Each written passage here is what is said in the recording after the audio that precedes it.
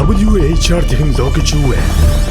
Монгол цемент үйлдвэр нь Монгол улсад хаягдл халуун хийнээс эрчим хүч үйлдвэрлэдэг WHR технологиг нэвтрүүлсэн анхны үйлдвэр юм.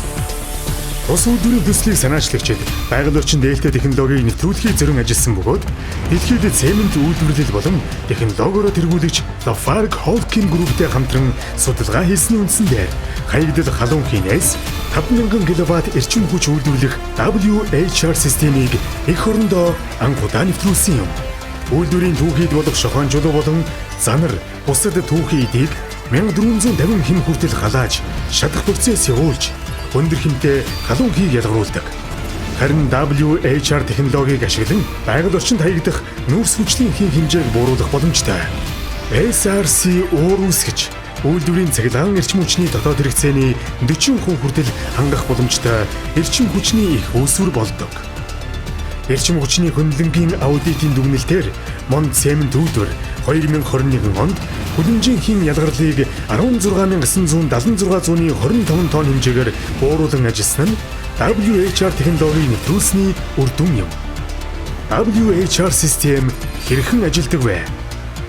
Халуун хаягдл утааны хий болон агаарыг дулаан солилцуулагч төхөөрөмжийн тусламжтайгаар уур үүсгэх процесст ашиглаж түүнээс үүссэн хэд хансан уурыг механик энергид хуургаж цахилгаан эрчим хүч гарган авна. Энэхүү цикл нь 4 үе шаттай байна. Нэгдүгээр алхам. Халуун хаягдл утааны хий болон агаарыг тусгайлан халах гадаргуугаар тонголсон бойлеруудаар дамжуулна. Хоёрдугаар алхам. Дулаан дамжуулалтын үед ус нь хурц уур болон хувирч турбины голыг эргүүлнэ. Гуравдугаар алхам.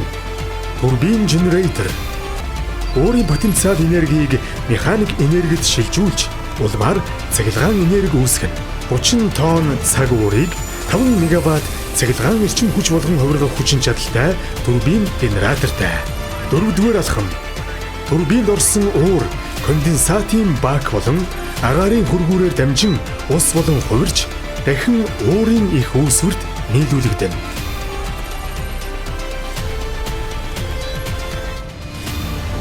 Монд цемент үйлдвэр